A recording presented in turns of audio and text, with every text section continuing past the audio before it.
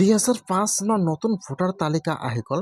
যদি আপোনালোকে এজন ভোটাৰ হয় তেনেহ'লে আপোনালোকে আজি 2005 চনৰ নতুন ভোটাৰ তালিকাটো ডাউনলোড কৰক। ইতিমধ্যে কিন্তু অসমত ভোটাৰ আইডিৰ ভেৰিফিকেশ্যনৰ কাম আৰম্ভ হৈ যাব। যেতিয়া আপোনালোকৰ ভোটাৰ আইডি কাৰ্ডটো ভেৰিফাই কৰিব তাত কিন্তু আপোনাৰ 2005 চনৰ নতুন ভোটাৰ তালিকাটো লাগিব। সেইকাৰণে বৰ্তমান অপশ্যনটো মুকলি কৰি দিয়া হৈছে। আপোনালোকে আজি 2005 চনৰ নতুন ভোটাৰ লিষ্টটো ডাউনলোড কৰি ছেভ কৰি ৰাখি দিয়ক। কেনেকৈ আপোনালোকে ভোটাৰ তালিকাটো ডাউনলোড কৰিব 2005 চনৰ চাই লওক।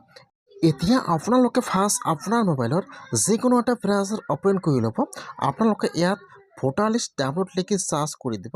ইয়াত যিটো 1 নম্বৰত লিংক আহি যাব ইলেক্ট্ৰিকেল ৰোল। এতিয়া আপোনালোকে সেইটো অপশ্যনৰ ওপৰত ক্লিক কৰিব। মই কিন্তু আপোনাৰ সুবিধাৰ কাৰণে অপশ্যনৰ লিংকটো মোৰ ডেছক্ৰিপশ্যনত দি দিছোঁ। আপোনালোকে ডাইৰেক্ট ক্লিক কৰি এইটো অপশ্যনত আহি যাব।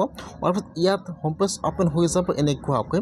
এতিয়া আপোনালোকে অলপমান তলত আহি যাব। অহাৰ পিছত ইয়াত চাব দিয়া আছে 2 নম্বৰত PDF ই ৰোল। এতিয়া আপোনালোকে সেইটো অপশ্যনৰ ওপৰত ক্লিক কৰিব PDF ই ৰোল। এতিয়া আপোনাৰ ওচৰত আৰু এটা নিউ পেজ অ'পেন হৈ যাব এনেকুৱাকৈ।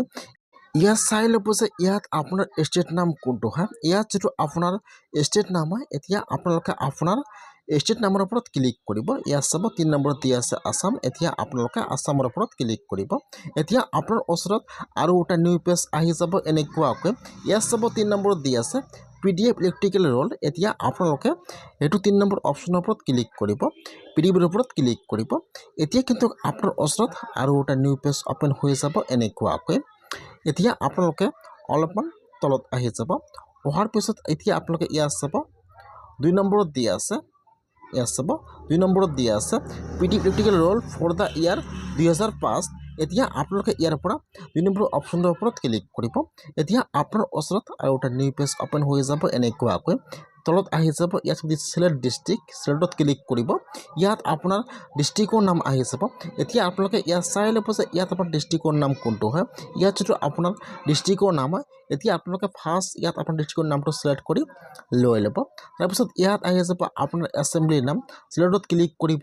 ইয়াত আপোনাৰ এছেম্বলিৰ নাম আহি যাব এনেকুৱাকৈ। এতিয়া আপোনালোকে ইয়াত চাই ল'ব যে ইয়াত আপোনাৰ এছেম্বলিৰ নাম কোনটো হয়। ইয়াত যিটো আপোনাৰ এছেম্বলিৰ নাম হয় আপোনালোকে ইয়াত আপোনাৰ এছেম্বলিৰ নামটো চিলেক্ট কৰি লৈ ল'ব।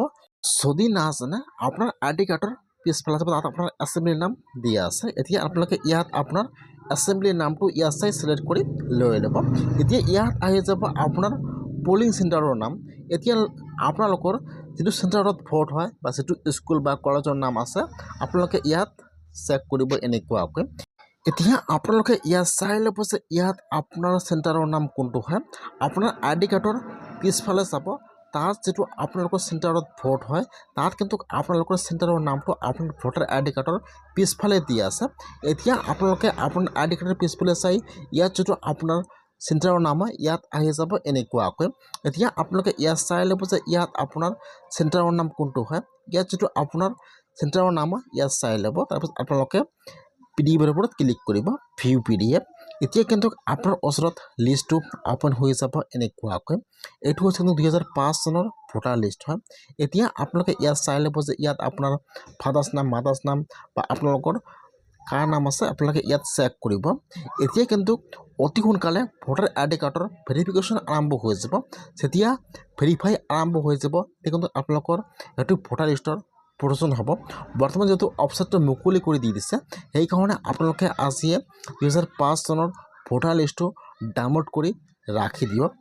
অতি সোনকালে অসমত ভোটাৰ আইডি কাৰ্ডৰ ভেৰিফাই আৰম্ভ হৈ যাব।